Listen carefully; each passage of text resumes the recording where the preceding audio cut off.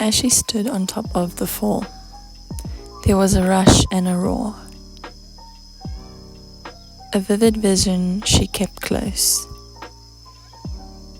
now alive in the soft spray and the big sighs. The water held her, colors spilling, blending with the wild waking of it all. Hello, it is crazy warm, so I'm gonna go and swim and hopefully do my first little painting session. I'm so excited.